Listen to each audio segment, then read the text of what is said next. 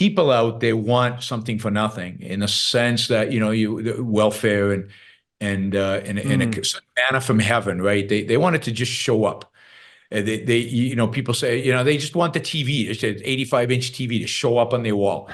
They're not willing to engage in the effort, the energy, the value for value to gain that TV. And most of them are not quite willing to do the looting themselves. Right. So they outsource the looting, and they legitimize the looting by voting for it. Yes. Through a government mechanism, right? So they outsource it.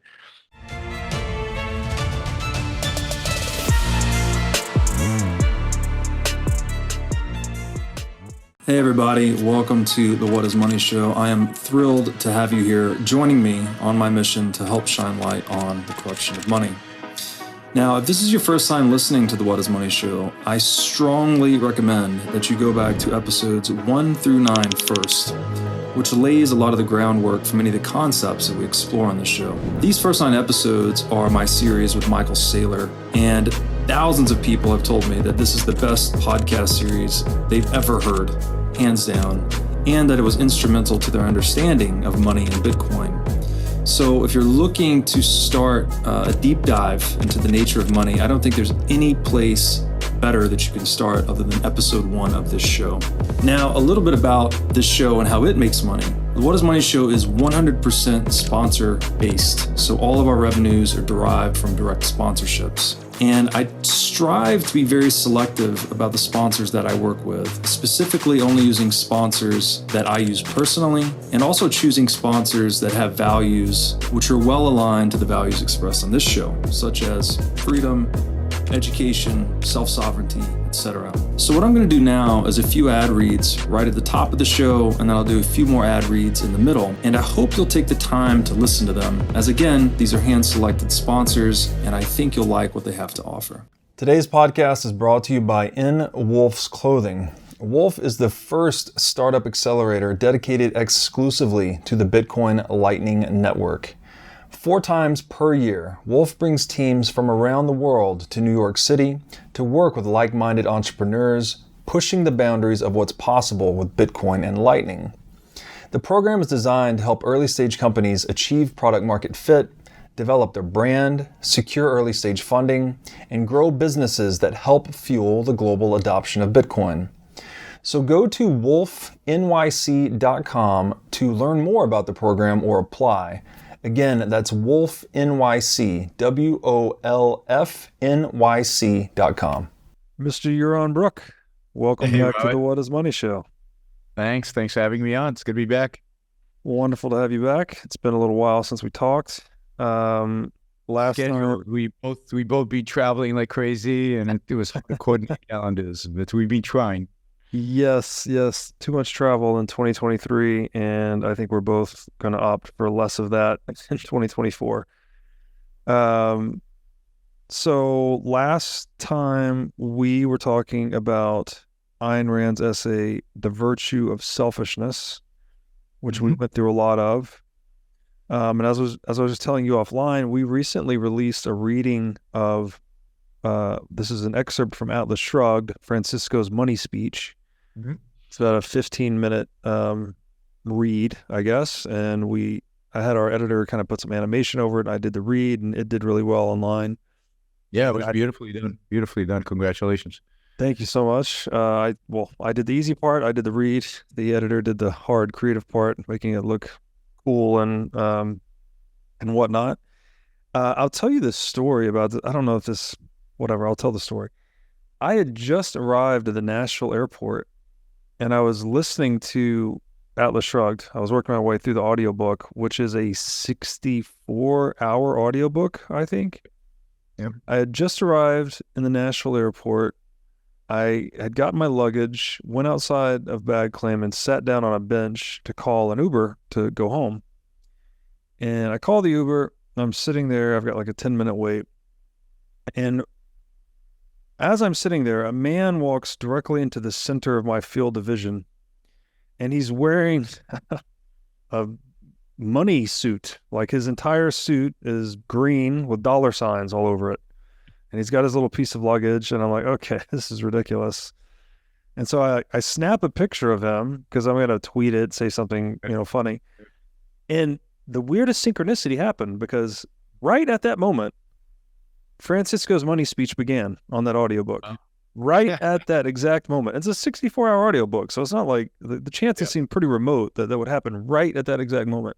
And I had read the money speech years ago, but the voice acting on this audiobook is so superb and it's just really moving. And when I listened to it, I think I listened to it like 6 or 7 times over the next 4 or 5 days. It's just so good. It's everything. It tells you everything that's wrong with money and what it does to the world and what it does to human mind and heart. Good with money. Everything good with money, not everything wrong with money. Yeah. Oh, sorry. I'm saying, yes, you're right. Yes. Good money is good. Bad money is bad, kind of thing. Yep. And yeah, so that was the inspiration to do that. And so I was just so taken by this piece, I thought we could spend a little time talking about it today. Sure. Yeah, absolutely. It's one of the great passages ever written, I think, in terms of economic truth, moral truth. It just really is profound. Yes. I think it does a great job of demonstrating how money does touch everything a little bit. It's the way she works through many aspects of money in a very poetic yet telling, like informative way. So it's again, Ayn Rand, man, she's on another level. The fact that she takes like serious, rigorously attained libertarian principles and philosophy and delivers it in this literary, poetic, fictional narrative is just like the height of genius. Well, to a large extent, she creates that philosophy. I mean, there are no real libertarians before Atlas Shrugged. So if you think about the libertarian movement, if you think about the Libertarian Party, if you think about people who are considered big time libertarians, they're all post Atlas Shrugged. They all read Atlas Shrugged. They're all inspired by it. It creates it's the starting point for whatever free market really big time movement there is. I mean, Mises comes before her. He loves Atlas Shrugged. He writes her a letter about it and how much it impacted him, and they have a relationship, intellectual relationship for a while, friendly relationship. And the only one of the free market guys who didn't read Ayn Rand was Hayek, who claimed to try to read Atlas Shrugged and never be able to actually get through it. So, but pretty much everybody else read it, and it was the beginning of a free market, I think, real push in the world. And philosophically, she is the originator. This philosophy comes from her. There's really no one before her who is presenting anywhere close to these ideas leading up to this idea of political freedom. She was the credit. I didn't know that. That's very interesting. So when I invoke that term libertarian philosophy, I guess I'm typically referring to Mises and his predecessors, like Bork and others that came before him. What do you call that line? You just call that Austrian economics, or what do you call that? Yeah, so they're the Austrian economists, and they're really, I'd say, the founders of Austrian economics. I mean, Menger, Bavinck, Mises, those are the founders, the originators. But I think their focus is, where they're at their best is when they focus on economics. They're great economists. I think the greatest economists who've ever lived. But they're not philosophers, and they're not setting out a whole philosophical framework for liberty. They're basically telling you, this is how liberty works. This is how markets work. I mean, you can ignore it, you cannot ignore it, but the rules of the laws of economics are just like the laws of anything else, and they function. They're true. And but what she does is now she takes the economic thinking as just one piece of a much bigger philosophical goal, which is to establish a philosophy for liberty. We talked about the virtue of selfishness. So you need a morality for that. You need a concept about how people know, how human beings know, which is an epistemology. And she's very original in all of that, in all those philosophical realms. And then Atlas Shrugged is really a combination, because it's more than just about economics, right? It's about how you should live as an individual human mind. It's about the role of reason. She said the theme of Atlas Shrugged, like the theme of the book, is the role of the mind in human life. She shows how if you use your mind, if you're rational at every level, from the personal to the political, what impact that has versus the people who don't use their mind. And that's the integration. So the businessmen are using their mind to apply it to changing the world, to make it to make us materially better. And then there are businessmen who don't use their mind, and then they use force, right? The only alternative to not using mind is to use force. And they're the moochers, they're the Owen Boyles who just use government in order to take rather than to produce and create. Right. So the whole book is an illustration of the way to live, and it's deeply philosophical, and she has a lot of speeches in it to make it very explicitly philosophical. But even without the speeches, just the story is very philosophical. Yes. No, it's so good. Such an engaging narrative. Who were the inspirations for Rand in terms of her, I guess, philosophical thing? I know you said, I think in one of our last episodes, Aristotle, she credited Aristotle in his book on ethics. Were there other, were Austrian economists part of her influence in her thinking? I definitely think so. I mean, philosophically, it's Aristotle. I don't think there were other philosophers other than Aristotle. And it's not just his ethics, it's also his focus on reality, his science, right? Aristotle's the first scientist. He kind of is dabbling with putting together the first scientific method. He's the creator of logic. So he's man as a rational animal is Aristotle's formulation. So it's definitely Aristotle. And then I think she was influenced by and engaged with a lot of the free market thinkers of the mid 20th century. Certainly the Austrians. Mises Hazlitt, who wrote Economics in One Lesson. I don't know if she read Menger and von Barbeck, but she definitely read Mises. She also wrote the stuff by Hayek and did not like it and was very critical. But she read, some of the women that were, I'm terrible with names, but the women who were part of kind of the free market movement at the time. There were a couple of authors, the God in the Machine. I forget the name of the author. God, I shouldn't forget them. But So she was one of the founders of FEE, the Foundation for Economic Education, which still exists today. That was founded in the late 40s. She was part of the founders. She then had a falling out with them, again, because she was more philosophical, and she insisted on a philosophical approach, and they wanted to be more economic and wanted to be a bigger tent philosophically. So she had a falling out with them, but definitely she communicated with them and had backs and forths. So she was very engaged with that movement in the 30s and 40s. And I think certainly Mises had an impact on her and some of the other free market thinkers of the time. Beautiful. I didn't actually realize that she was kind of the origin point for the whole libertarian political movement and philosophy. That's very interesting. There's a book out there called "It All Begins with Ayn Rand." Okay. It's kind of written by a libertarian. He's kind of mixed on Ayn Rand in the end, but his whole argument is almost all libertarians come to libertarianism through Ayn Rand in one way or the other. Wow. It obviously doesn't apply to everybody, but a lot of people discover these ideas through Ayn Rand. And Atlas Shrugged in particular, right? I think Atlas Shrugged in particular, and many of the thinkers and economists who are the modern Austrians, many of them discovered or read Atlas Shrugged at some point and were influenced by it. Yeah. Wow. And that the book's written in like the 1950s, is that right?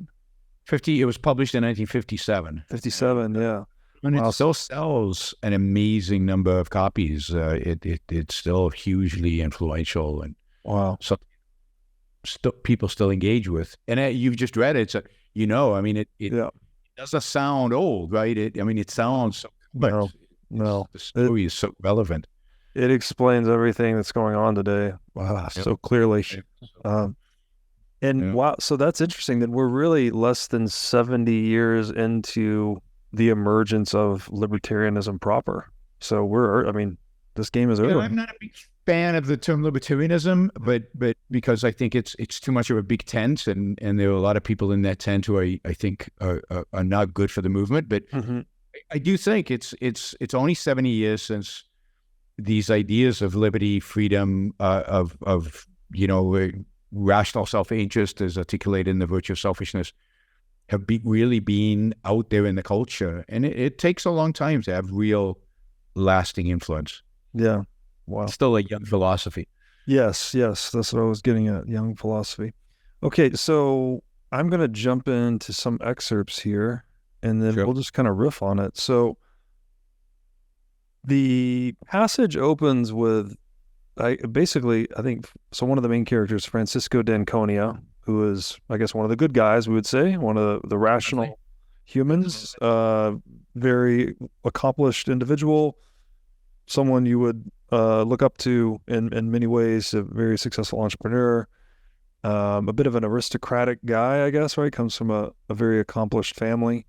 South American, a very wealthy family, but accomplished in his own right, very benevolent, happy kind of, projects kind of a self-confidence and happiness, but is in the book the guy who is going around challenging people about the ideas that they hold. Yes. Shows up at parties and stuff and gives little speeches that kind of provoke people, whether it's about money or he has one about sex later on. So he kind of keeps it going intellectually to a large extent, the story, I think. A spicy guy. And that's exactly what he's doing here. Actually, he's responding to someone who says something to the effect, money is the root of all evil, right? This is a derivative from the Bible verse, right? That money is the root of all kinds of evil. People often sort of misquote that as saying money is the root of all evil.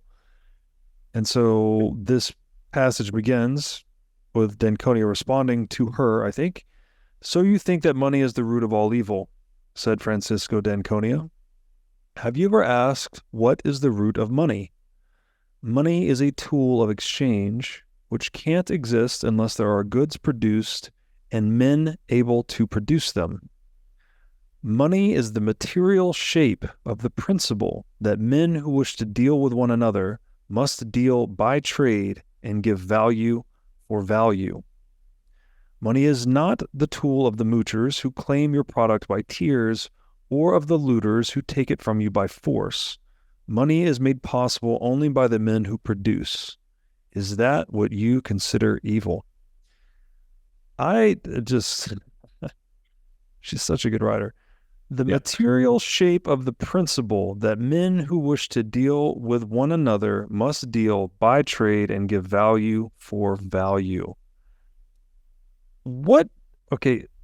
This is why I love the question, what is money, by the way, because you get into these other deeper philosophical questions like, what is value? What does she mean by that? It's the material shape of the principle that we must deal with one another through trade and give value for value. What does she mean by value for value? Is this effort for effort? Is this consent? In other passages, she talks about value to whom and for what. Right? Value doesn't just stand out there as an abstraction, but it's a value to you or a value to me. And the only time we will trade is if you're giving me something worth to me more than what I'm giving up. And if you're getting from me something worth to you more than you gave up. Yes. It's a recognition of the fact that we don't value everything exactly the same. We don't, relative to other things that we could have, we don't. So even relative to money, or relative to denominated in money, if I buy something from you for $100, that means you value the $100 more than the thing you're giving me. Yes. And I value the thing that you're giving me more than the $100. Yeah. So this is that recognition that we are value for value means that we're both better off from the exchange. It means that we each get what we want, in a sense, from the exchange. It's a win-win by essentially, like if I get a value and you don't, then it's not win-win anymore. And that's not what she's talking about. She's talking about a trade and give value for value, which means both parties get something of value to them. So it's capturing a lot of content. There's a huge amount here, and that the only way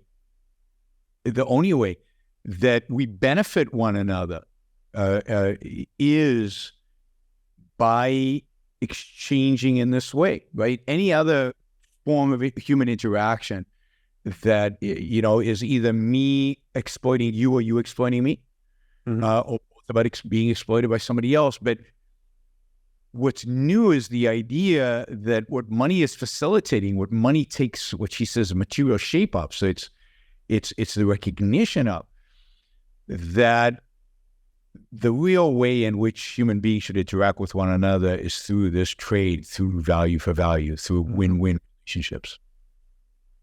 Yeah, I think she said, I don't know where, but something, I might be paraphrasing, value is that which man acts to gain or keep.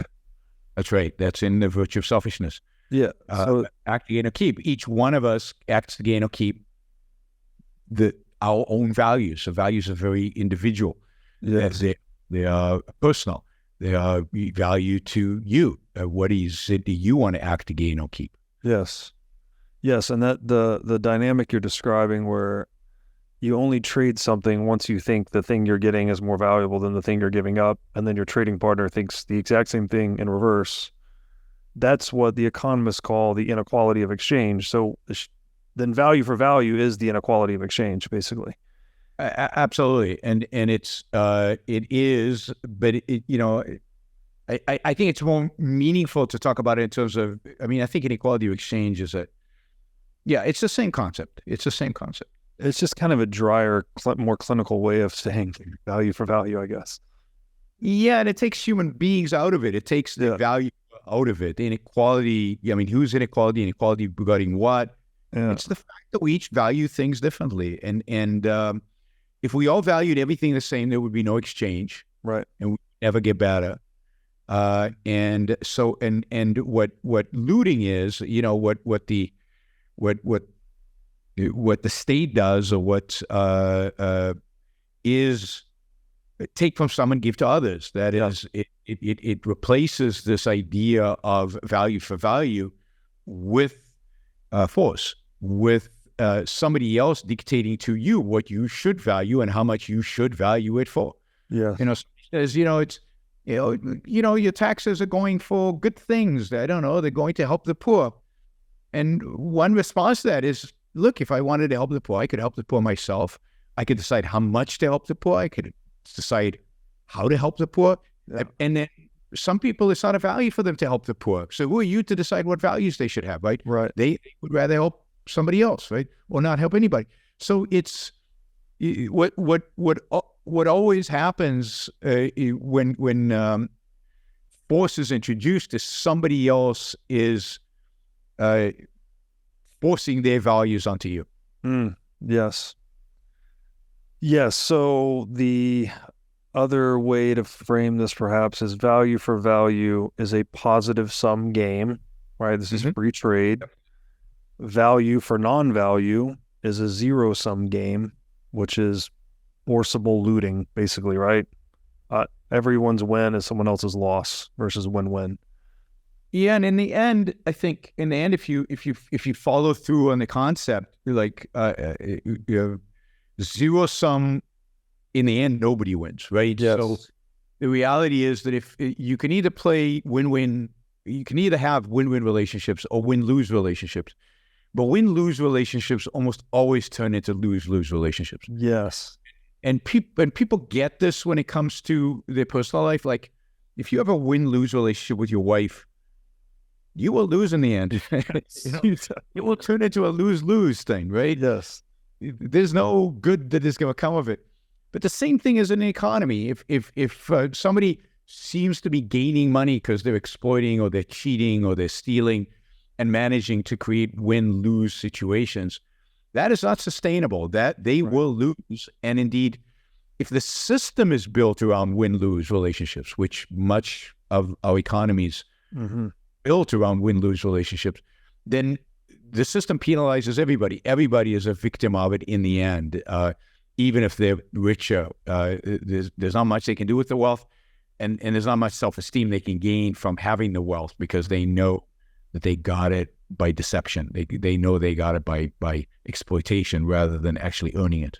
Yes. No, that is an excellent. Because he talks about this in the speech. Yes. About what it earn wealth, what it means to earn money. And she talks about the thing you just talked about, which is if it's a win-lose game, it degenerates into lose-lose, right? Absolutely. Which gets into at the very end here. Absolutely. Okay, we'll head that direction. I'll read another excerpt here. A little further down, she writes, "Not an ocean of tears, nor all the guns in the world can transform those pieces of paper in your wallet into the bread you will need to survive tomorrow. Those pieces of paper, which should have been gold, are a token of honor, your claim upon the energy of men who produce. Your wallet is your statement of hope that somewhere in the world around you, there are men who will not default on that moral principle, which is the root of money. Is this what you consider evil?" So beautiful. Yeah, I mean, it's a lot of economists. You find a lot of economists making this error. A lot of economists who talk about scarcity make this error. It's the assumption that goods are just there. And that economics is the study of, okay, well, the goods are there. How do we allocate them? Right. Who should get what? Right. And her point here and everywhere else in her philosophy is nothing is here. Everything we have has to be produced. Yes. Like this black gunk in the ground, it's just black gunk that everybody hates until somebody figures out how to make oil from it and actually builds the pipeline and does the chemistry and does the thing to turn it into oil that then becomes a something. There's ground and there's seeds, but until somebody plants it and waters it and cultivates it, only then do you have food. Everything human beings have has to be produced. And everything that needs to be produced has to produce us. Somebody has to engage his own mind in setting in motion production. And so having the piece of paper in your pocket doesn't guarantee that anybody will produce anything. And indeed, if you think about Atlas Shrugged without giving the story away, right? I mean, what happens when some of those producers decide not to produce anymore? Well, you can buy stuff with those stuff in your pocket because they're not being produced. Nothing's being produced. So the money in your pocket becomes, in a sense, just paper. Or even if it's gold, it's just gold. And it's not a medium of exchange because there's nothing to exchange it for. Yeah. That is the stuff that you need to live, because you can't live on gold. You can't eat gold. Can't burn gold. The stuff that you need to actually live off of, it needs to be produced by other human beings. And gold or money is the way in which you trade with them. But it's their production. That's what matters. Yes. Yeah. It's the money is pointless without the producers, basically. It's like, yeah, I mean, your wallet is a statement of hope that somebody in the world will produce, right? It will produce something you can then buy from them, particularly in a fiat money world in which literally it's paper. It's literally not worth anything. Yes. Unless somebody is willing to exchange it for a real good. It's the real goods that are worth something. Right. The paper money just represents a means by which to purchase that real good. But if people stop producing real goods, the paper's worthless. And this, I think, is pointing to the importance of commodity money or proof of work more generally, right? Like the money needs to be hard to produce for producers to want to accept it in trade. Otherwise, it's just going to be counterfeited ad infinitum. The producers are willing to accept, today they're willing to accept fiat money because they can turn around and buy other values with that fiat money. That is because of a variety of different reasons in our culture. fiat money has become a medium of exchange and is accepted as such. The problem with it, of course, is that it can be devalued. It can be devalued easily by the printing press. It can be devalued by all kinds of financial machinations that the government and the Federal Reserve can engage in. So that you don't really know what value it has over the long run. And it can also be easily confiscated by the authorities. So having a commodity money is something that cannot be devalued. It cannot be easily inflated, and it cannot be easily confiscated, because the reality is that most of our fiat money that we hold in digital form. We hold in bank accounts. I mean, we don't hold it in cash. If it was in cash, it would be hard to take away from us.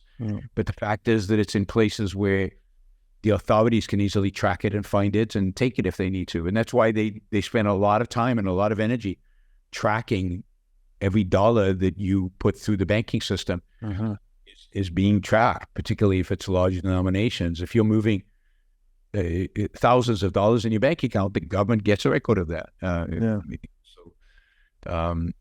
other thing is, sorry, go ahead. No, that's right. Okay. The other thing that stood out to me here is she's connecting money to energy, right? A claim upon the energy of men who produce. And she's also connecting money to this moral principle, which she says is the root of money. This is where it's just so interesting. Like, so is money a representation of energy and morality? And if so, are we, by debasing money, are we debasing human energy and or human morality? Like, what are the connections here?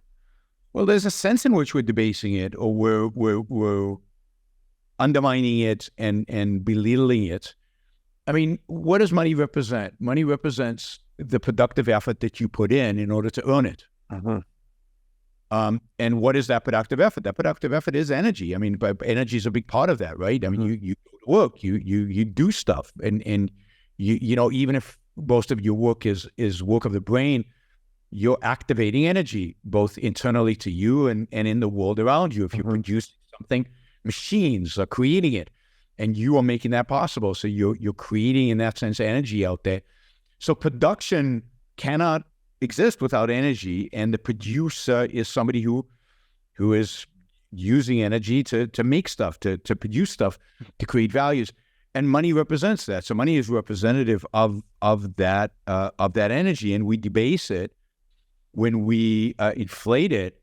Then we're saying your energy is not worth that much, right? We're making it cheaper. We're making it worth less. That representation of that energy loses value. And the same thing with the Mall principle. The Mall principle that you must produce. That production is one of Rand's virtues that we talked about in the virtue of selfishness is productiveness. Morality requires that you produce what you need in order to survive and to thrive and achieve happiness in the end. So it's upon you morally to be a producer, to produce something, and use your mind in order to do that. And money, again, says money represents production. Money represents your thinking. Money represents your productiveness. It represents your virtue. It represents the energy you exert in producing and in being virtuous. So you can't separate morality from money. And in that sense, in a free market, if you see somebody who is a great producer, and part of the way you see that is by, in a free market, somebody who's made a lot of money is a great producer. They produce great values. Then, there's a moral estimate that goes with that. That's a sign of morality. That's a sign that this is a good human being. He's used his mind, used his energy to be productive, to create values, and to trade those values for other people. And the money, let's say he's a billionaire, the money is a representation of all those trades. It's a summation of the trades and the production and the energy that he's put into it. And therefore, in a sense, a summation of his virtue. Yeah, It's fascinating to look at it that way, because so basically, to the extent the money cannot be stolen or otherwise expropriated is the extent to which it represents the virtuosity of the individual, right? Because you couldn't get the money through let's say immoral means. Then you only obtained it through production, through moral means, and that would mean the richest people are the most moral or most productive or most creative, something like that. Absolutely. I mean, and one has to have, according to Rand, and this is part of the motive for the speech, if somebody has a lot of money and they've earned it, honestly, let's say, through production, that is a virtue. You have to approach them with the assumption that they are good people, moral people, virtuous people. I mean, it could turn out that in other parts of their life they do bad things, but there's a limit to how disintegrated a human being can be. You know, right. I'm a devil over here, but I'm a great producer over here. That thing just doesn't exist. But you could have somebody who lies to his wife and does all, I don't know, cheats and over here and yet is a great producer. Unlikely, but you still have to estimate that in this realm of his life, this is a moral, a morally elevated, a morally great human being. I mean, my general approach is if somebody is made a lot of money in business, wow. I mean, I think very positively of that person. Yeah. I view them, even in the world in which we live today, I think it's still true that most people who make a lot of money make it because they are productive, because they are producing and trading. Sure, they are the cronies and the manipulators and the dishonest guys, but I'd rather give people the benefit of the doubt and let them prove me wrong. But basically, she's saying, money is a measure of your morality, in a sense. Yeah. Well, so what we were saying earlier. It doesn't mean that if you don't have a lot of money, you're not moral. Sure. But it does. If you do have a lot of money, you are moral. That's more likely. Yeah. But again, so what I would say is, if you are a winner in that positive sum game, the value for value game, right, and you earned your money by trading value for value, then yes, it's high likelihood you're a moral person in general. Yep. But we have a lot of rich people in fiat world that did not earn their money trading value for value, right? You look at someone like Putin, right? He's a statist. Oh yeah, sure. A massive net worth, not, playing a zero-sum game, basically. I would not say his net worth translates to his morality. No, he's probably the richest man in the world, but he stole it all, and we know that. But if and you look at American politicians, I mean, look at how rich so many of our politicians are. Yeah, and most of them have not done anything productive in their lives other than be politicians. Look at the Obamas buying a mansion on Long Island, or the Clintons, how they live, or most congressmen and senators. At the end of the day, there is real corruption in a mixed economy like ours. Mm-hmm. But when I look, everything else I'll put aside. If I look at somebody like Jeff Bezos and Amazon, and I see wow, he's now, I don't know, in a free market, would be this rich? Would he be a little less rich? How would it be? I don't care. Sure. But the reality is he created something that's a value to me, a value to almost everybody on planet Earth. He deserves his wealth, and he's probably a good human being for creating it. Yeah. And I might not agree with his politics. I might not agree with other things, but this is a moral, morally, this is a good thing, and a significant part of his life is spent on this moral activity, which is business, which is creating value. Yes, 100%. If you are a business owner or manager, you should know these three numbers: 36,000, 25, and 1. 36,000 is the number of businesses that have upgraded to NetSuite by Oracle. NetSuite is the #1 cloud financial system, which allows you to streamline accounting, financial management, human resources, and more. NetSuite turns 25 years old this year. That's 25 years of helping businesses do more with less, close their books in days rather than weeks, and to drive down cost. And finally, 1, because your business is one of a kind. So with NetSuite, you get a customized solution for all your key performance indicators in one efficient system with one source of truth. NetSuite is everything you need all in one place. Right now, you can download NetSuite's popular KPI checklist, designed to give you consistently excellent performance, absolutely free. at netsuite.com/whatismoney. That's netsuite.com/whatismoney to get your free KPI checklist. Again, netsuite.com/whatismoney. Now I'd like to tell you about our sponsor, iCoin Technologies. iCoin has released a free software update for all existing wallet holders that includes a secure messaging feature called Chamber. With the Chamber upgrade, you can send text messages with all the security benefits of a cold device. With wallet-to-wallet encrypted messaging, there is zero chance of a message being decrypted by a snooping third party. Chamber's encrypted messages can only be created and read on an iCoin wallet, which means messages are never seen in plain text on a hot device. You can use any messaging platform to send Chamber encrypted messages. Even if the messaging channel is compromised, your messages will remain uncrackable. You can now generate and store your message encryption keys on a cold device. This means you become the central authority and your encryption keys are never seen on a network-connected device or kept in cloud storage by a third party. So why not protect your private communications like you protect your Bitcoin private keys? Pick up a few iCoin Chambers today for friends, family, and coworkers. With the iCoin Chamber, your privacy is built right in. Go to iCointechnology.com today and use promo code Bitcoin23 for 30% off of this new sleek hardware wallet. All right, trying to tease out the connection maybe between, so money, what did she say earlier here? That money as energy, right? It's like a claim on the energy of those that produce, and it's also rooted in this moral principle that we need to trade value for value. If we consider that energy is like life itself, basically, like to be alive is to be energized, and then morality is something like a code for living. Yep. I'm reminded of this other quote of Rand's, which I'll roughly paraphrase. She says the right to life is the sole human right, and property is its only proper implementation. Because each man must sustain his life by the product of his own effort, he who cannot control the products of his effort cannot sustain his own life and is a slave.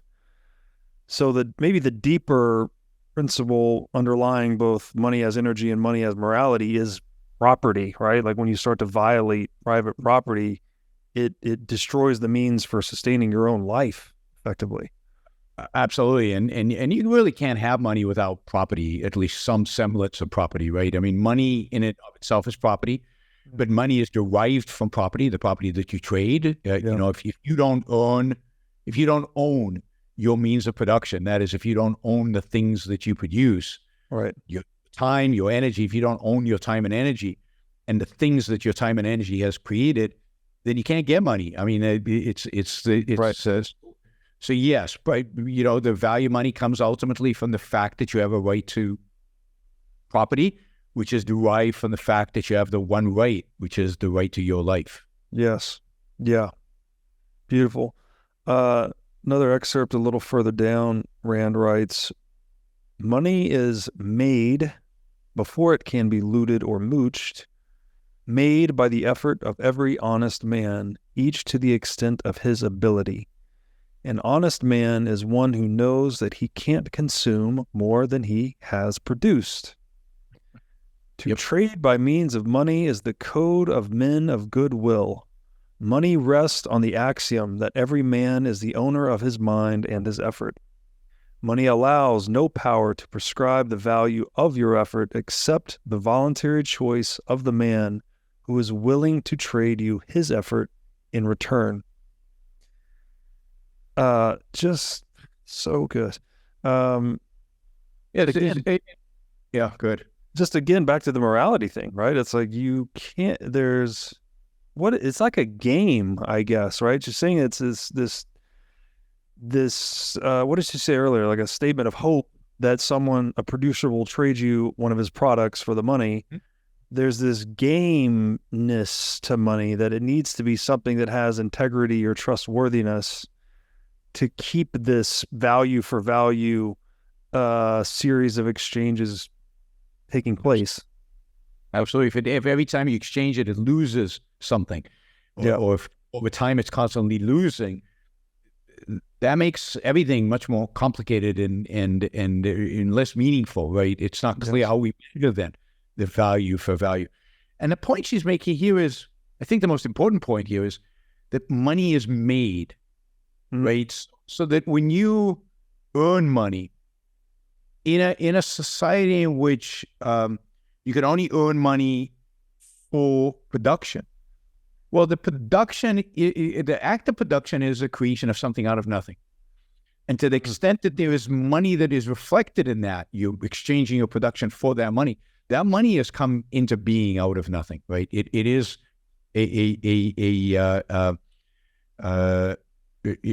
made. She talks later on, of course, about Americans talking about making money versus, for Europeans, money is primarily redistributed. Right. Americans actually make money, create wealth. Yes. That's this notion of producers. Producers create something out of nothing. Out of stuff, but out of nothing in the sense that, you take a bunch of different components, but you turn it into this. That's right. You take a bunch of atoms and you turn it into something new that didn't exist before. It wasn't there. In that sense, it's creating something out of nothing. And by creating values out there, in a sense, you're creating money. And one of the things that made the gold standard work, and one of the attractiveness of gold, is that it was limited in supply. Mm-hmm.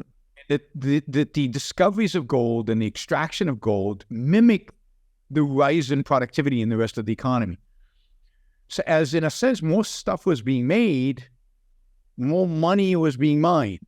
Mm-hmm. There was a correlation between the amount of stuff being made and the amount of money entering into the circulation, and that's what kept price inflation relatively stable. Now, yes, if you had a big find and suddenly you get a lot of gold, you get bouts of short-term price rises, but over time there is a match between the production of money and the production of everything else, and that's one of the appeals of commodity-based money, particularly gold. But you can't. So you have to create the products that make money possible, and you can't steal anything. You can't mooch off of anyone until they've built something, they've created something, and this idea of value for value is a recognition of each person's productive capacity. There's also an implication here for, how the left talks about, and the left talks about wage slavery. Have you heard this term? No. So employees who get salaries are really just slaves. Oh, wage slavery. Yes, I've heard of this. They're being exploited. Right. And she's saying, no, this is the point here about voluntary, a voluntary choice. I'm making a voluntary choice to engage in a productive activity, to use my energy and my mind to whatever my ability is. And I exchange that with my employer. I give him the energy, my mind, my productive ability, and he value for value, pays me with money. Yes. Which I could then use to buy the products produced by others. Yes. So, far from being wage slavery, this is another moral activity that employer-employee relationships, another moral activity of value for value, of exchange, of and money is the way in which we measure that. It's a way in which that gets reflected. Right? Yes. Yeah, and facilitated even. Facilitate. Right? Yeah. And rooted in consent, right? So the way you can't say wage slavery is oxymoron because, well, you can quit, you can go elsewhere, you can sell your labor to different employers. The employer can fire you. You can buy labor from other people. That's why she says voluntary choice, right? We all make voluntary choice with who to engage with in a free society, with who to engage with, under what terms to engage with, right? Yes. Voluntary choice of the man who is willing to trade his effort in return, right? The manager, the owner is exerting energy to organize this project, to organize this factory, to organize whatever it is that you're doing. You're exchanging your energy, the work that you do, for his energy in organizing all this, and that's the exchange that's happening, and it's facilitated with money. Yes, absolutely. And there's also, every time we talk about wage slavery or employers taking advantage of employees, there's there's not enough discussion about the risk being borne by the employer or the capitalists, right? Like they're the ones putting capital at risk. If they misorganize the endeavor, they suffer the loss, right? The employee gets paid no matter what. If the project goes well or goes bad, they get their wage no matter what. So it's this risk and reward spectrum that's not discussed enough, I think, Well, risk and reward and time. I mean, I always use the example of you can start a biotech company tomorrow, and the capitalists put up the money. And if you've ever invested in biotech, you're not going to see a dime for 10, 15 years probably. Mm-hmm. In the meantime, the scientists, the janitors, everybody who works in the company is going to get paid every single month. Yeah. They're going to get their wages. They're going to be upset if they don't. And the capitalist probably won't see a dime back for 10, 15 years. That's right. And he might never see anything back. Most biotech companies don't succeed, so he might see zero. Mm-hmm. So the reality is once in a while, he'll invest in a company where he sees a lot of return, but over a long period of time. But you're right, risk and time, which are always related, is something that the employee is buying from the capitalist. The capitalist is giving up the use of the money for a long time and is taking risk. He might never see it again. That's right. Bingo. I liked how you zeroed in on production as like the creation of something from nothing. There's a line here I want to try to pursue with you. So like I have viewed, I talked about this on the Lex Fridman podcast actually, that one of the primary drives of human nature, in my opinion, is that humans want to get something for nothing.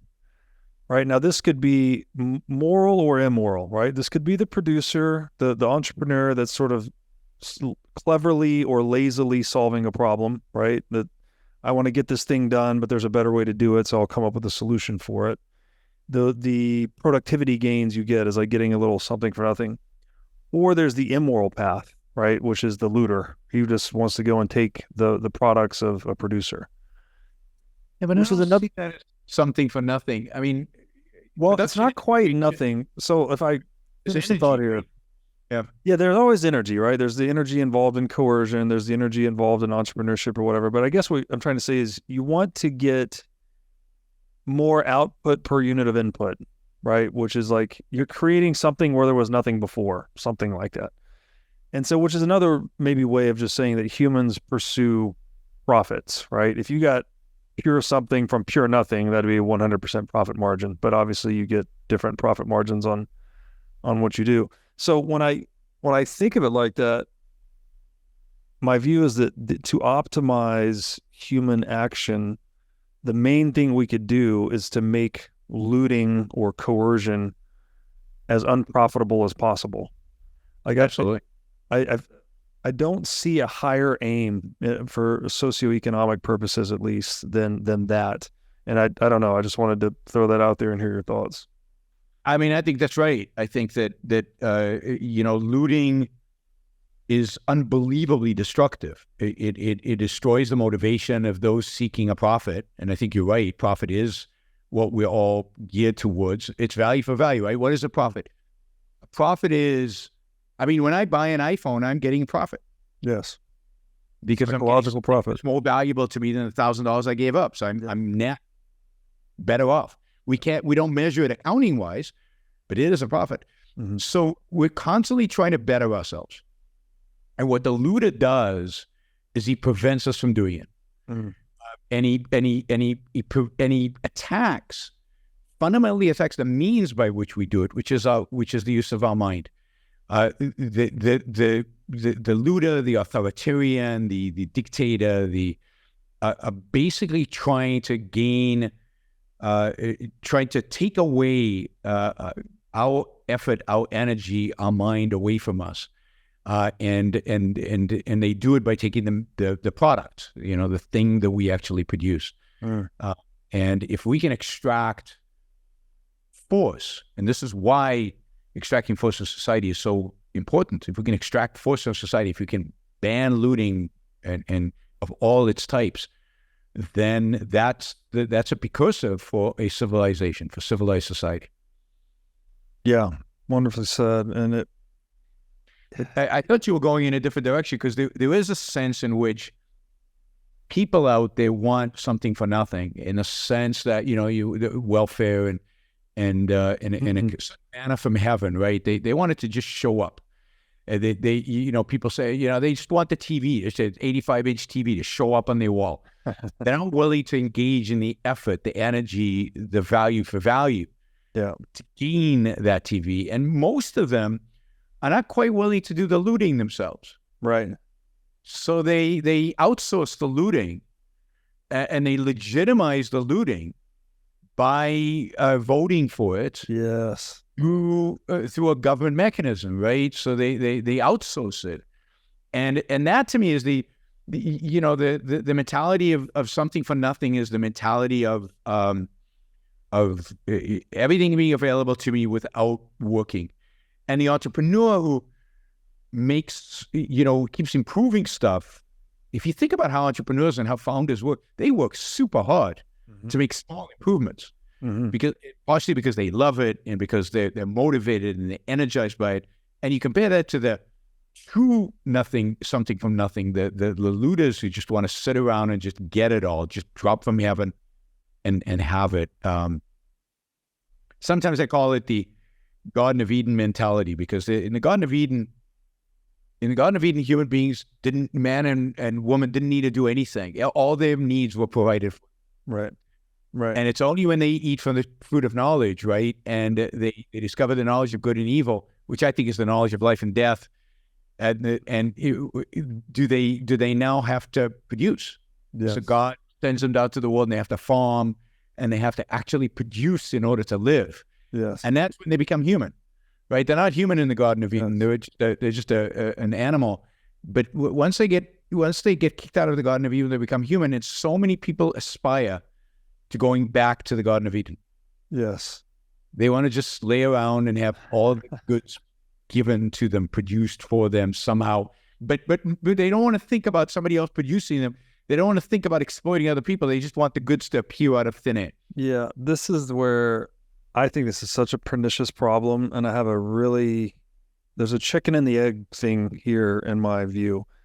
Because we have looters, right? The politicians that want to convince the voting public that looting is necessary, right? We need to increase taxes or print money or whatever the thing is.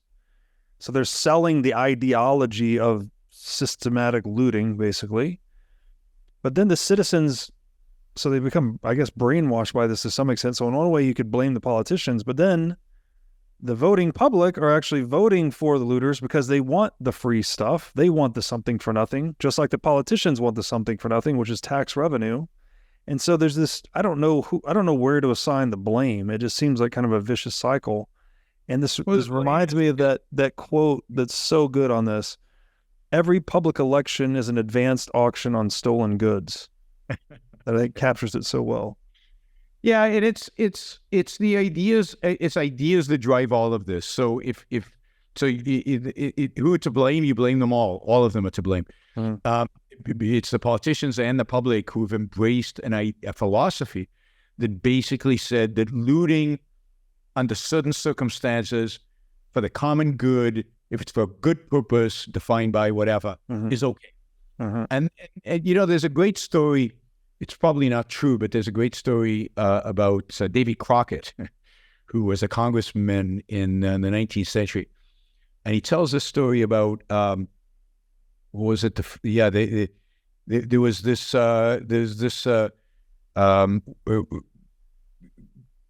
general or something who died, and he left his wife destitute. And he was like a hero of the Republic. And Congress came together and they voted her a pension. And David Crockett votes to give her a pension, right? And then he's running for re-election, and he's out there, and he comes across this, this well-known guy who was one of the founders and is a real moral, figure in this is in Tennessee, and he says, I assume you're going to vote for me in it. And the guy says, no, I'm not going to vote for you. And he says, why? He says, you can't take my money and give it to some widow without asking my permission. It's not yours to give. The money's not yours to give. I feel for the widow. Maybe I'd give them, maybe I wouldn't. Depends what's going on in my life. But you don't have a right to use my money to give a pension to a widow, as good of a cause as it might be. And the story is that later he goes back to Congress, and there's a big fire in Washington, D.C., and they can see all these buildings burning in the background, and everybody's homeless. And they come into session, and they're going to vote on giving the money, right? I mean, it's horrible. There's a fire. These are people in need. And David Crockett stands up and he says, it's not ours to give. If you guys, if we all think that we should help them, here's my money. I'm putting it in my pocket. And I'm willing to contribute $200 to help the people who are destitute. How about you guys? And, so what happens is that it usually starts out of kind of, quote, good intentions, right? Which is going to help those. Yeah. And then, of course, there's a feedback mechanism because those people are now indebted, but also there are other people who are in need. Oh, wait a minute, you gave them money. Why aren't you giving us money? Yes. And it just feeds and feeds, and there's no end to it because there's always somebody who needs money. And the principle is, at least in this context, it's not yours to give, right? Yes. You can't use other people's money in this way. And once you abandon principle, once you abandon the idea of what the government's supposed to do, which is protect, not save people, not help people, not assist people. Once you abandon that, then there's no end to it, and everybody's at fault for abandoning because everybody supports it. Yes, and we get the politicians we deserve, right? I mean, the culture deserves the politicians we have, as much as I hate to say it. Yeah, it's a sticky one. And then again, Atlas Shrugged spells this out brilliantly and follows through the consequences of this, right? When we get into this Marxist mantra of from each according to their ability to each according to their need, it's like, well, who's judging whose ability? Who's incentivizing those with ability to produce? Who's judging who has need? It's a nonsense. I mean, there's that story of the Stans auto company, right? Where they decide to run the company on that principle. I don't know the story. It's in Atlas Shrugged. Oh, okay. This is okay. Yes, I do remember that company. Yeah, that's what I was thinking about. I didn't know the name of the company though. It was the Stans family. I forget the name of the auto company. And I mean, and they try to run the company that way. But the real fundamental question has to be asked: why from his ability to each according to his means? Why is that a good thing? Mm-hmm. Why is that moral? Why is that noble? Why is that good? Put aside how to implement it. It can be implemented. Yeah. But why is it even a moral ideal? And one of the problems in our society, for example, is that people say things like, I hear this all the time, right? Yeah, communism doesn't work, but it's a great idea, right? Because it's a noble ideal, because, I mean, who can be against from each according to his ability to each according to his means? And I think Ayn Rand is coming and saying, wait a minute, no, that whole idea is wrong. That whole idea is evil. Mm-hmm. It's morally offensive. Morality is about, justice is about, to each according to his ability. Yeah. And then if the people of ability want to help out some people here and there because they're falling in bad luck, great, but that has to be voluntary. Yeah. But the essential of justice is you get what you deserve. Yes. Yeah, well said. One of my highest health priorities is keeping my brain in top shape. To take care of my brain power, I do many things, such as striving to read, write, exercise, and meditate daily. One of the latest tools in my brain power toolkit is MindLab Pro. MindLab Pro is a nootropic supplement that is scientifically proven to enhance your brain power. When I take MindLab Pro, my mind feels like it has a better grip on the world. My thinking is more lucid, and the articulation of my speech is much more clear. MindLab Pro has been tested in rigorous, double-blind, placebo-controlled human trials and has been proven to enhance brain power for users in every age group. MindLab Pro is an advanced formulation of 11 nootropic ingredients and is backed by research from 1,473 human trials conducted over a period of 32 years. So if you're looking to start enhancing your brain power, MindLab Pro is an excellent solution. Go to mindlabpro.com/breedlove to start enhancing your brain power today. Again, that's mindlabpro.com/breedlove. Now I'd like to tell you about our sponsor, CrowdHealth. CrowdHealth is a crowdfunding platform for paying medical expenses in lieu of an insurance policy. CrowdHealth recently announced that it is integrating Lightning payments with Breeze's Lightning SDK. In the United States, we spend more than twice the average amount of money on healthcare than other developed nations. Medical costs are one of the leading causes of bankruptcy in the United States, and it is not a secret that the medical system in the US has many, many issues. The CrowdHealth model is based on offering an alternative to the conventional insurance policy at a cheaper price point. For a monthly membership fee of $50, CrowdHealth will negotiate medical bills to get the cheapest price possible, help locate healthcare providers, offer access to their member crowdfunding service, and more. Prior to the Breeze integration, CrowdHealth had been functioning over traditional fiat payment rails, which introduced unnecessary transaction fees and delays in settlement. By integrating Lightning payments into the CrowdHealth business model, payments between members can now be made with near zero fees and with final settlement occurring in mere seconds. So go to joincrowdhealth.com/breedlove today to sign up. Jumping back into the piece, another great excerpt here. She writes, money demands that you sell not your weakness to men's stupidity, but your talent to their reason.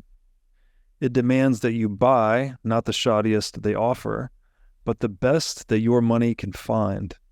And when men live by trade, with reason, not force, as their final arbiter, it is the best product that wins, the best performance, the man of best judgment and highest ability.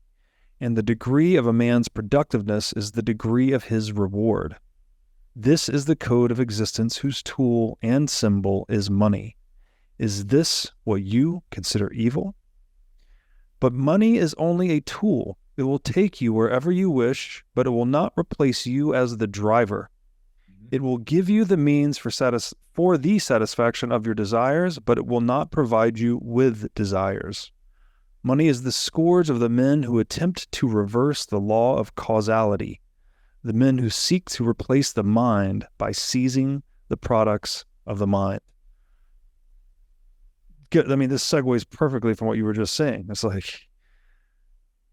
Absolutely. I mean, it covers what we talked about earlier in the sense that, and the degree of a man's productiveness is the degree of his reward, right? That is kind of the billionaires among us, to the extent that they do it in a free market. Yeah. This is the reward, and it's a justified reward, and it's the right reward. And in a proper society, the best product wins, the best performance, the best people, are successful. But money is a tool. It's not more than a tool, and you still have to make choices. You have to make choices about what kind of life to live, what you value and what you don't value, and then you have the means, the money to be able to pursue that or not. But yes. It doesn't tell you what values how you should live and what values you should have. Yeah. So fortunately, people can get rich and be very unhappy because they make bad choices about other parts of their life. Yes. Yes. It's so philosophically deep, right? This value for value code of existence can only be facilitated and symbolized by money. Like, there is no other choice. If we're going to be, it's what are we saying? Money is indispensable to scaling human rationality, something like that, right? Like, we're rational animals, and we need to deal with one another through consensual exchange. The emergent property of that is money. And if you start to corrupt the money, then you unwind the whole process of rational human interaction. Absolutely. And rationality leads to production, and without money, without production, there's no money. So yeah, I mean, it's all tied together. It's all one whole, and we corrupt one piece of it by, for example, corrupting money by inflating it, by distorting it, by perverting it. You're corrupting the whole sequence that is required in order to make it possible, right? From rationality to integrity to production. And then this hits like a ton of bricks, I think. Money is the scourge of the men who attempt to reverse the law of causality, the men who seek to replace the mind by seizing the products of the mind. Like, it's never going to work.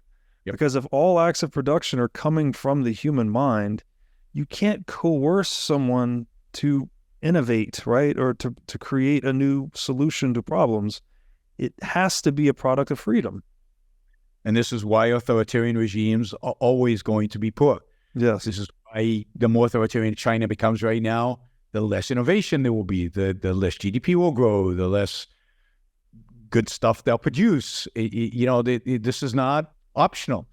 Yes. To really produce, to have wealth, to have money, real money, you need to be free. And the less free you are, the less money you will create. China is creating a lot less money now than it did 10 years ago when it was a little bit freer. And the more authoritarian it becomes, the less money you will produce. Yes. Yes. So true. Okay. I'm going to wind down a little further here. Man, I have so many excerpts in this piece because it's just so good. Okay. A little further down, she writes, "Run for your life from any man who tells you that money is evil. That sentence is the leper's bell of an approaching looter. So long as men live together on earth and need means to deal with one another, their only substitute, if they abandon money, is the muzzle of a gun." And she goes on a little bit further down. Let me see where I should jump in here. She's basically saying, if you see these looters approaching, she writes, then you will see the rise of the men of the double standard, the men who live by force, yet count on those who live by trade to create the value of their looted money. The men who are the hitchhikers of virtue. In a moral society, these are the criminals, and the statutes are written to protect you against them. But when a society establishes criminals by right and looters by law, men who use force to seize the wealth of disarmed victims, then money becomes its creator's avenger. Such looters believe it safe to rob defenseless men once they've passed a law to disarm them. But their loot becomes the magnet for other looters who get it from them as they got it. Then the race goes, not to the ablest at production, but to those most ruthless at brutality. When force is the standard, the murderer wins over the pickpocket, and then that society vanishes in a spread of ruins and slaughter. And that is what we talked about earlier. You go from a win-lose dynamic, and society will inevitably degenerate into a lose-lose situation. And absolutely. It happens in our personal lives and it happens in society. If we could deliver one point from this book into the minds of people, I think that would be it. It's like just win-win or bust. Like it just doesn't work if it's not a win-win, if it's not consensual. Absolutely. And how beautiful is it to have a view of life where your focus in life is to maximize your win-win relationships, to maximize your win-win transactions, exactly. To never engage in a lose-win or win-lose. Yes. To never lose, never cause somebody else to lose, never cause yourself to lose. Yes. And how much richer do we all become when that, exactly, when that is the way in which we interact with one another. Yeah. It's a beautiful message that you'd think would have a lot of appeal. Thankfully, the win-win, we're just, I guess, fortunate that it works out, that the moral path is the pragmatic path, right? Like the win-win that's moral is also the practical wealth-producing path of prosperity. Like if it was the opposite, we'd have a real problem. Yeah, and she would say, that human beings couldn't survive if it wasn't that way. Yeah, that is, and this is why. She said the moral is the practical, and the practical is the moral. I can't remember, it's in one of her essays, and if you derive a morality as she does from the requirements of human survival, from the requirements of human nature, then you're going to get a morality that works. Otherwise, it's not moral because it doesn't lead to human survival, thriving, happiness. Right. So her whole orientation is the ability of human beings to survive and thrive. And what does it require? What morality fits that? Right. Right. How do you survive? And you derive your morality as that. That's what morality is about. Yes. It's a guide to living well. Well said. So I'm curious here. One of the issues I had with Rothbard, for instance, who I think is a brilliant Austrian economist, brilliant author. But in his book, The Ethics of Liberty, well, I don't know if this is a problem. It's a point of confusion I have. He's basically saying that lying is okay. And he says lying is okay because you haven't transferred any property. Like if you just tell someone a lie, like it doesn't matter. There's no loss. But that morally doesn't land for me. Do you know Ayn Rand's views? Like how does deception fit into her philosophical view? Oh yeah, no, she rejects lying. I mean, there's a context in which lying is okay. I don't know if the rapist is at your door and asking where your wife is. Sure. Your obligation to lie, right? Right. So to extend the value, it's okay to lie. But that is the only context in which it's okay to lie. That is lying. All human relationships are relationships fundamentally of trade.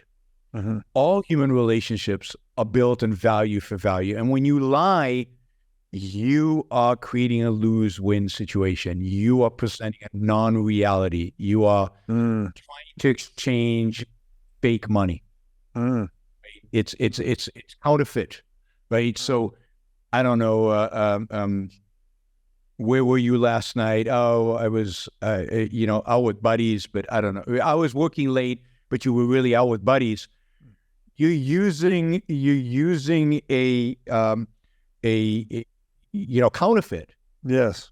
Right. I was working late to gain a value, which is her trust, right, or knowledge of what you were doing. Right? Unless she says she has no business in what I was doing, but assuming she's your wife or girlfriend or whatever, she does have a business. So yes, so it's counterfeit. It's exactly like trading counterfeit money. So you see, Rothbard boils everything down to property, and I think he's wrong, right? And this is why I think Rand is the superior philosopher, because in here she's boiling it down to life, and therefore the spiritual experiences. The experiences you have with other people are also valuable, even though they don't involve property. Listening to music is an amazing experience. There's no property there. Right. Love is an amazing experience. There's no property there. Right. And yet there is some relationship that has to happen. Love, but it's the equivalent of counterfeiting, lying. But that's true of a lot of things. Lying to yourself. Think of it this way: lying to yourself. What if you lie to yourself? Yeah. There's no property implications. Okay. So does that mean it's moral to lie to yourself? Rand says no, because your tool for survival is reason. Reason requires facts, reality. To lie to yourself is to undermine your own reason. Therefore, it's immoral. It would be immoral to lie to yourself. So her whole conception of morality is much broader and much deeper, and grounded on something real, which is human survival. But Rothbard is too much of a subjectivist when it comes to morality. No, that's fantastic. I love the metaphor of counterfeiting, because you're basically counterfeiting the products of human rationality, which are facts, right, or explanations, whatever it may be. And that's a good critique on Rothbard too, because I really appreciate his writing, and I appreciate him boiling things down to property to make the connection across a lot of domains. But there is maybe a philosophical layer deeper, which is value or life that Rand is getting at. But they're closely related, as she said in that earlier quote, right? Like property is like the means for sustaining life. So, absolutely, but it's not the only means. Exactly. And there's a whole realm of human experiences that does not directly involve property. Exactly. Human relationships, for example. Yeah. So lying is counterfeiting facts, basically. That's a great metaphor. And the other thing is that Rand views morality in the context of you with yourself, right? Morality exists on a desert island, right? If you're the only person on an island, there's still morality. What do you do with your life? Do you try to sustain it? Do you try to make it good? Do you try to make it as enjoyable as possible? In a property-oriented moral code, morality is, and most people's moral code, it only involves other people. Yes. Right. The most important person to whom you must be moral is yourself. Right? You're not producing for others. You're producing for you. You're committed to honesty, not for others, but for yourself, for your own rationality, for your own life, for your happiness. So it's a different orientation. So that's why it's deeper than Rothbard, right? Because property is a social institution or a normative structure in the context of social interrelations, but value and morality is individualistic. Yeah, and this is the sense in which rights are much more social, right? Rights only come into bear. You don't have rights on a desert island. You have rights once you engage with other people, once you get into society. Gotcha. But morality is deeper. Morality is about you. It's about your life and what you do with your life in every interaction that you have in the world. Interesting. One more excerpt. Well, not one more, but another excerpt here. Whenever destroyers appear among men, they start by destroying money, for money is men's protection and the base of a moral existence. Destroyers seize gold and leave to its owners a counterfeit pile of paper. This kills all objective standards and delivers men into the arbitrary power of an arbitrary setter of values. Gold was an objective value, an equivalent of wealth produced. Paper is a mortgage on wealth that does not exist, backed by a gun aimed at those who are expected to produce it. I think that is the best one-liner for fiat currency I have ever read. Absolutely. I mean, it really is completely arbitrary. We have paper money because somebody, a government agency printed it and it put it into circulation. Why? By what standard? Not by the standard production, by some algorithm that they have, or by the whim of the Federal Reserve chairman. And we all live with the consequence. And, people think of that as inflation, but there's a gazillion ways in which fiat money distorts our economy and perverts production and, who gets the money first and who gets the money last. There's a redistribution of wealth. There's incentives to invest it in what the Austrians called malinvestment in areas that in a proper money system would not deserve investment. There's just massive distortions and perversions.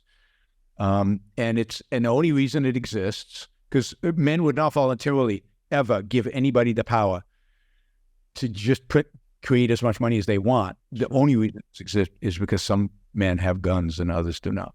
That is, that some enforce the laws on others. Yeah, I agree with that, but then when I also look at and maybe this is just after 100 years of Keynesian pseudoscientific propaganda, like there's people that believe we need central banks and we need money printing, and there's a psychological coercion, I don't know, hijacking that goes on along with this. It's like not only do they have the guns, but they've also convinced the victims that the victims need to be victimized. Absolutely, and you see that everywhere. I mean, so right now, for example, microchips are really, really important, right? We all know that a lot of modern world depends on microchips, so the government should produce them. So now we have a whole industrial plan on how the government is going to invest in microchips and help produce microchips.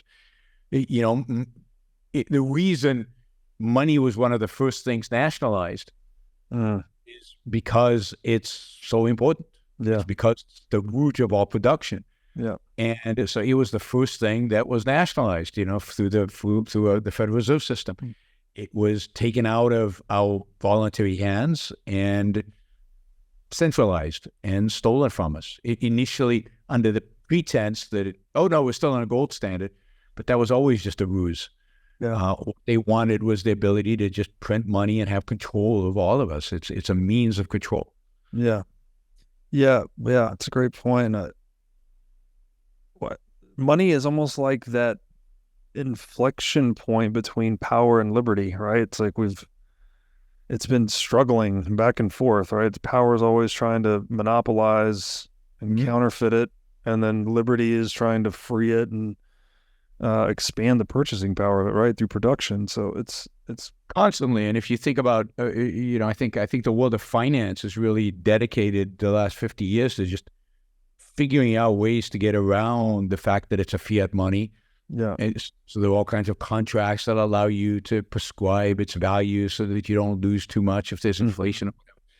And then to get around regulations. I mean, almost all financial innovation today is either to deal with the fact that it's fiat or to deal with the fact that there's massive regulations on the circulation of money and capital. Yeah. Yeah. Well said. What a waste of human energy. Minds.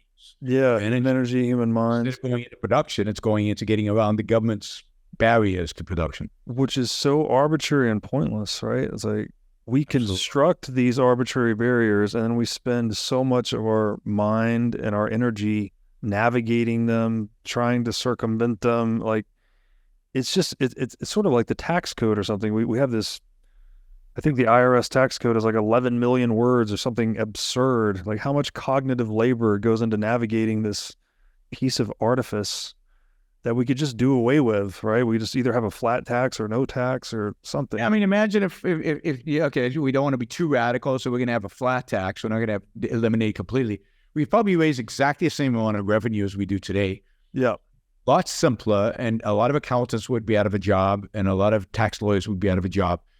But then they'd be doing something productive, right? Right now, their function is really a zero-sum function in a sense. Right. Because nothing new is being produced other than satisfying government. And so much of our effort these days is going towards zero-sum activities. Yes. Everything that is there to satisfy government, filling out our taxes, filling out permission to start a business, to applying for regulatory this, regulatory that, getting a license to shampoo hair or whatever license you get.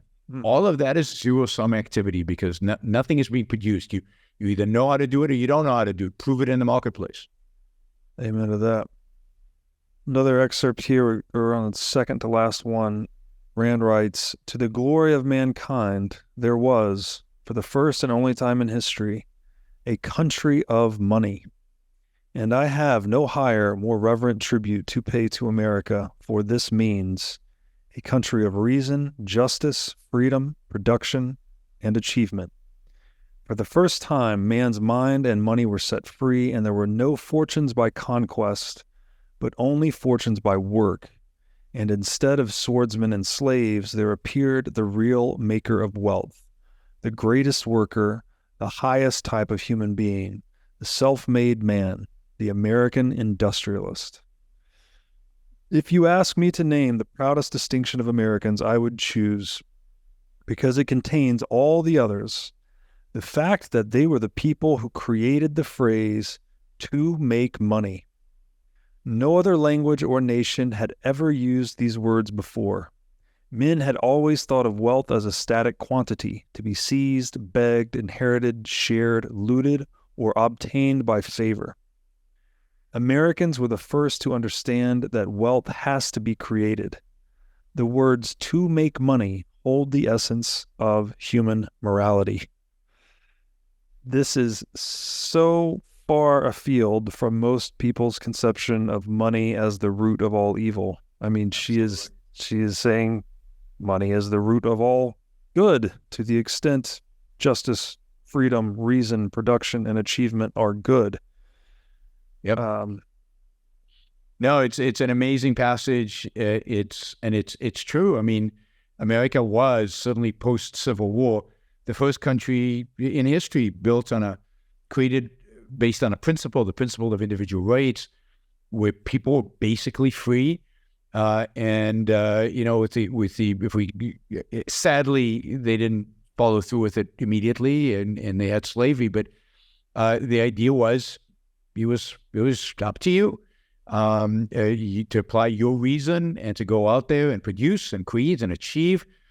And it's not an accident that during, from the founding, I'd say the first to the World War I, America became the richest country in the world, and had these great American industrialists. These are people who produced, who used their reason, and were free. You didn't have to, in those days, you didn't have to ask permission to start a steel company or to start a business. Right. You just went and started a business. Yeah. And if people wanted to trade with you, they traded with you. And if you were really successful, you became a gazillionaire. And if you weren't, you weren't.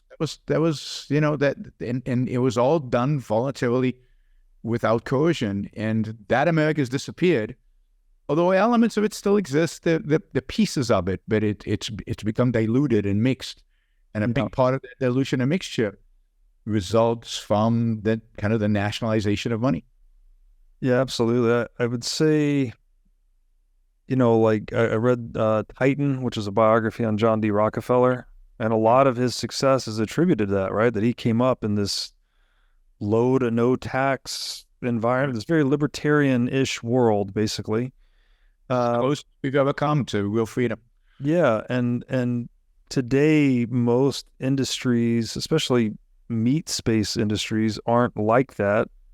We maybe have some semblance of that in digital space, right? I think the Silicon Valley for a while was like that. Yeah. Maybe that's changing, but for a while, certainly in its early years, there was no regulation, there were no control. People just did stuff, and some succeeded, some failed, and it was just an inspiring place. It's become a little bit more crony, a little bit more mixed over the decades. I think the beginning of the end of Silicon Valley, in a sense, was, I think, the antitrust suit against Microsoft. Yes. Yeah, for sure. And I mean, there's still some areas in cyberspace I think you can go and create businesses like that are sort of mostly free from regulation. Like there's some in the Bitcoin space that, some of these Bitcoin wallets they're just free and open source software that create privacy features, and they release it in the wild. Like they don't, the government can't do anything to stop that. So, well, they're certainly trying. Yeah, to the extent we've lost that, though, it's just unfortunate, because again, the government, it's holding back human potential, basically. We could be living a lot longer. We could be living a lot better. We could be, all of us, so much richer. Yeah. And the only barrier to all of that is freedom. Yeah, definitely. Okay, one short excerpt to close out, and this is the closing excerpt to the piece. Rand writes, "Until and unless you discover that money is the root of all good, you ask for your own destruction. When money ceases to be the tool by which men deal with one another, then men become the tools of other men. Blood, whips, guns, or dollars, take your choice. There is no other, and your time is running out." Man, that's powerful. Yeah. When I read this piece on the thing, I replaced dollars with Bitcoin because dollars are now doomed. But yes, we need honest money, basically. Something. No, it's a measure. I mean, it meant a unit of weight, a unit of weight of gold. Yes. That's literal meaning. Right? Yes. So basically, she was saying gold at this time. Yeah. Yeah. So yeah, just a great, and this is just, again, a sample of what's in Atlas Shrugged. I mean, she has these diatribes on like love, justice. I don't know. Like, it's gold speech. It covers everything. It covers the entire philosophy from metaphysics to politics. Which one is that? Sorry. The final one, the Gold speech. Oh, John Gold speech. Yeah. Over this is John Gold speaking. Yes. That is a long speech, but it's her entire philosophy kind of boiled down to 70 pages or whatever that is. So. Yeah, it's so freaking good. I'm gonna read it now. I've only listened to it, and audiobook is more convenient. Obviously, you can listen to it when you're on the go, but I don't absorb it as well. So I'm gonna have to read reading. It's definitely worth reading. You can highlight, you can slow down, you can reread. It's definitely a different experience. Where would you send people after Atlas Shrugged as far as Rand's work? Well, I mean, I think The Fountainhead. Everybody should read The Fountainhead. It's a great novel. It's you really enjoy it. It's not, you're not going to gain much philosophically that you don't get from Atlas Shrugged, but it's a great story and it's inspiring. And so is the philosophy, Virtue of Selfishness, and Capitalism, Not Known Ideal. Really, capitalism really it feeds off of kind of the money speech. It's it's an extensive philosophical discussion of free markets and money and exchange, and it's an amazing essay and a whole book. If you're interested, kind of go deeper into epistemology, she's got a book called Introduction to Objectivist Epistemology, which is pretty amazing because it's a theory of knowledge, and she was a real revolutionary even in that. So yeah, I mean, there's a lot that she produced. There's a ton of essays that she wrote analyzing current events that were happening in the 60s and 70s. And what's amazing is how relevant they are today. All the phenomena she was seeing, observing in the world around her, how all of that has led to the craziness that we're experiencing in the world. Yeah, I think anyone that reads Atlas Shrugged will just instantly see through all the bullshit today and just see it for what it is. It's so clarifying, I guess. Yaron, man, I really appreciate you doing this. It's fun. Entertaining me to go through this money speech. I wish I had started reading Ayn Rand at a younger age. I will go ahead and confess that as a regret in life now. I'm sorry to have discovered her in my mid-30s, but I'm better late than never, I suppose. Better late than never, absolutely. And hopefully a lot of your listeners will now pick up some Ayn Rand, and that'll change their lives. Yes, indeed. Thanks again, and we'll talk again. Yeah, thanks, Robert.